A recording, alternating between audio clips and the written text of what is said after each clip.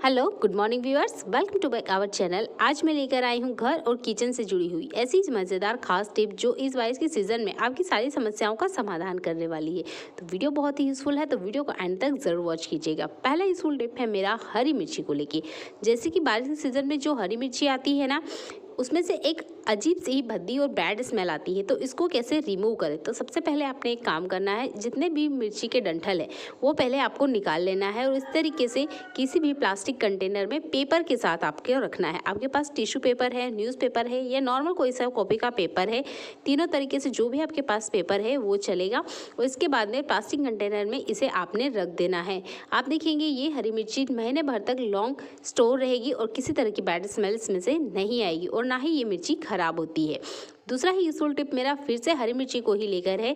हरी मिर्ची को जब बाहर हम टोकनी में रखते हैं लंबे समय तक, तो आपने देखा होगा ये मुरझा जाती है। फिलहाल मेरे पास जो हरी मिर्ची है ये 1 हफ्ते पुरानी है, फिर भी आप देख सकते हैं ये फ्रेश की फ्रेश है। पर जब हम इसे फ्रिज में नहीं रखते हैं तो अक्सर ये मुरझा जाती है।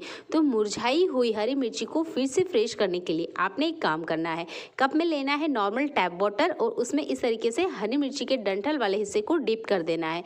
आधे घंटे बाद आप देखेंगे कि हरी मिर्ची बिल्कुल तरोताज़ा हो जाएगी। तो जब भी हरी मिर्ची मुरझा जाए तो ये वाला यूजफुल ट्रिक आप जरूर ट्राई आउट करके देखिएगा। अगला यूजफुल टिप मेरा चाकू को लेकर है। चाकू हमारे डेली लाइफ में किचन में यूज़ होते हैं और भी हम इसे अलग अलग तरीक़ों से यूज़ करते हैं। जैसे कि ये जो चाकू है ना, मेरे बेटे ने कुछ चीज़ कटिंग करी जिसकी वजह से ना उसे चाकू को गर्म करना पड़ा।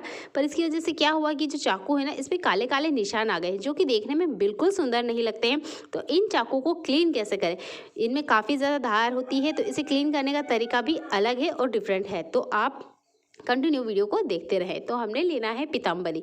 पीताम्बरी का वैसा यूज़ पीतल के बर्तनों को क्लीन करने के लिए किया जाता है, लेकिन आज हम स्टील के जो चाकू है इनको क्लीन करेंगे, वो भी पीताम्बरी की मदद से।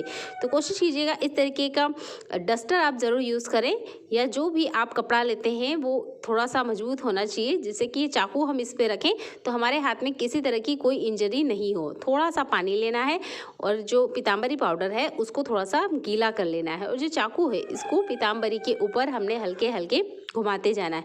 बहुत ज़्यादा वक्त नहीं लगेगा, लगभग 1 से 1.5 मिनट के अंदर ही चाकू में कितना भी कालापन हो, जंग लग गया हो, या चाकू को आप किसी काम में लेते हो जिससे चाकू गर्म करने की वजह से काला हो जाता है, या चाकू की जो चमक है वो खो गई हो, किसी भी तरीके की चमक को लाने के लिए ये जो पीताम्बरी पाउडर होता है ना, बेस्ट होता है।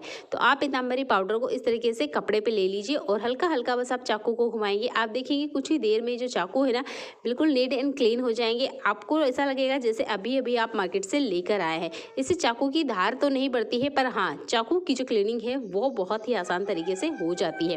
तो ये वाला यूजफुल ट्रिक आपने ज़रूर ट्राई आउट करके देखना है। आप देख सकते हैं जो मेरे तीनों चाकू है ना, तीनों ही चाकू पर कुछ इस तरीके निशान हैं।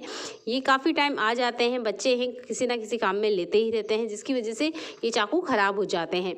तो आई होप ये वाला यूजफुल ट्रिक आप अगली टाइम करके देखेंगे। मैं चाकू को अच्छे से क्लीन करने के बाद आपको दिखाऊंगी। आप देख सकते हैं चाकू की चमक। आपके घर में भी अगर चाकू गंदे हो रहे हैं या किसी तरीके से जंग या जले हुए का निशान है, तो ये पीताम्बरी वाला ट्रिक ज़रूर यूज़ करके देखिएगा। ये काम करता है और यकीन मानिए ये काफ़ी ही यूज़फुल ट्रिक भी है। तो चलिए बढ़ते हैं अगले यूज़फुल हैक के लिए। डेटोल या इस तरह की बोतल का हम अक्सर घरों में यूज़ करते हैं, पर इन्हें खोलना ना हम लेडीज़ों के लिए थोड़ा सा मुश्किल भरा काम हो जाता है, क्योंकि ये खुलते नहीं है, काफ़ी ज़्यादा ताकत लगानी होती है। तो हम यहाँ पर एक यूज़फुल तरीका आपको बताने वाले हैं। आपने लेना है चाकू को, और चाकू को इसकी जो नीचे वाली रबड़ है ना, इस पर कुछ इस तरीके से घुमाते हैं और इसको काटना है। सबसे पहले आप इसको काटेंगे तो आप देखेंगे ये बहुत आसान तरीके से हो जाएंगे। जिस तरीके से मैंने चाकू को पकड़ा है और निचली तरफ हमने थोड़ा सा धक्का लगाना है, तो इसका ये जो रबड़ है ना आराम से खुल जाएगा।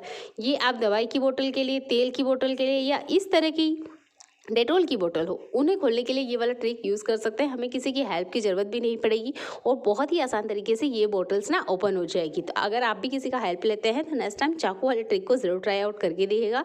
सिंपल सा है, कम टाइम में हो जाता है और आपको किसी की हेल्प की ज़रूरत भी नहीं पड़ेगी। ये वाला यूजफुल हैक आपकी बारिश के सीज़न की सारी समस्याओं का समाधान करने वाला है। तो हमने एक बर्तन में चाहिए पानी। मेरे पास छोटी कढ़ाई है इसलिए मैंने इसी में ले लिया है। इसके बाद में हमें एक टेल्कम पाउडर चाहिए जो बहुत ही ज़्यादा खुशबूदार हो, क्योंकि हमें इसी तरीके की पाउडर की ज़रूरत है। तो यहाँ मेरे पास है वाइल्ड स्टोन का खुशबूदार पाउडर और इसको यहाँ लगभग 1 से 1.5 चम्मच इतना हमने पानी में ऐड कर लेना है। अगर आप मुझसे पूछेंगे पानी कितना है, तो मैंने पानी लिया है आधा गिलास। आधा गिलास पानी में हमने 1 से 1.5 चम्मच इतना पाउडर ऐड कर देना है। इसके बाद में जो सेकेंड इंग्रेडिएंट है वो है डेटोल। तो डेटोल को हमने एक ढक्कन लेना है और इस पानी में ऐड कर देना है। दोनों ही इंग्रेडिएंट को हमने पानी में ऐड करना है और किसी स्पून की मदद से इसे अच्छे से घोल लेना है। यहाँ जो भी चम्मच आप यूज़ करें ना, चम्मच वाले हिस्से को नहीं करना है, इसके पिछले वाला जो हिस्सा है ना, इससे ऐड करना है, क्योंकि ये डेटोल है। डेटोल खाने में यूज़ नहीं किया जाता है, ना ही पाउडर को हमने खाने में यूज़ करते, क्योंकि यह एक तरह के केमिकल होते हैं। तो इस पीछे वाले हिस्से से आपने इसे अच्छे से मिला लेना है। आप अच्छे से मिलाएंगे तो आप देखेंगे इसमें से बहुत अच्छी सी एक स्मेल आ रही है, जो कि एक रूम फ्रेशनर का काम करती है। आप भी मार्केट से महंगे महंगे रूम फ्रेशनर लेकर आ रहे हैं बारिश की सीज़न में, स्पेशली घर की बैड स्मेल को हटाने के लिए, तो घर में ही रखी हुई चीज़ों से आप ये वाला रूम फ्रेशनर घर पे बना के रखिए। जब ये बन जाएगा, यानी इसे हम घोल लेंगे, इसके बाद में इस तरह की स्प्रे बोतल में आपने इसे ट्रांसफ़र कर लेना है। तो यहाँ जितना लिक्विड मैंने बना के रेडी किया है वो एक स्प्रे बोतल में मैंने इस तरीके से ट्रांसफ़र कर लिया है। अच्छे से इसे शेक कर लेना है। इस तरीके से शेक करेंगे ना तो ये जमेगा नहीं। पाउडर हल्का सा तले में चिपकता है, तो बार बार इसे आपको शेक करना पड़ेगा। अगर आप चाहते हैं तो इसको स्टैंड भी कर सकते हैं। अब इसका मैं यूज़ आपको बताने वाली हूँ। तो किचन में हम किचन टॉवेल का यूज़ करते हैं। जब हम किचन में बार बार पानी में हाथ करते हैं तो इस तरह के टॉवेल हर घर में यूज़ किए जाते हैं, जिससे इसमें से बारिश के सीजन में अजीब सी बैड स्मेल आ जाती है। कितना टॉवेल को हम कितना भी क्लीन कर लें, इसकी बैड स्मेल जाने का नाम नहीं लेती है। तो आपने बस ये लिक्विड बनाना है और इस तरीके से इस टॉवेल पे स्प्रे कर देना है। आप देखेंगे इसकी वजह से ना पूरे किचन में से एक मंदी मंदी सी गुड स्मेल आती रहेगी। इसी तरीके से जहाँ हमारे इलेक्ट्रॉनिक सामान रखे जाते हैं, जैसे कि माइक्रो ओवन व इस तरीके के सामान आपके घर में भी होते होंगे, इसके आसपास से भी ना सीलन भरी स्मेल आने लग जाती है। तो माइक्रो ओवन पे तो मैं नहीं कहूँगी कि आप इसे स्प्रे करें, पर इसके आसपास वाली जगह पर आप इस लिक्विड का स्प्रे कर सकते हैं। जहाँ पर आप मिक्सर रखते हैं उस जगह पे भी आप इसे स्प्रे कर सकते हैं। एक मंदी मंदी सी गुड स्मेल आती रहेगी, यानी ये रूम फ्रेशनर का काम करेगा। डेटोल इसमें हमने यूज़ किया है, तो जितने भी बैक्टीरिया पनप रहे हैं या फंगस घर में पनप रहा है, आंखों से ये चीज़ें दिखती नहीं है पर इनकी बैड स्मेल हमें महसूस होती है। तो आप इन्हें खिड़की के पास, माइक्रो ओवन, मिक्सर के आसपास स्प्रे कर दीजिएगा। आपके यहाँ कभी भी बैड स्मेल नहीं आएगी। तीसरी हमारे घर में चीज़ होती है ये फ्रिज।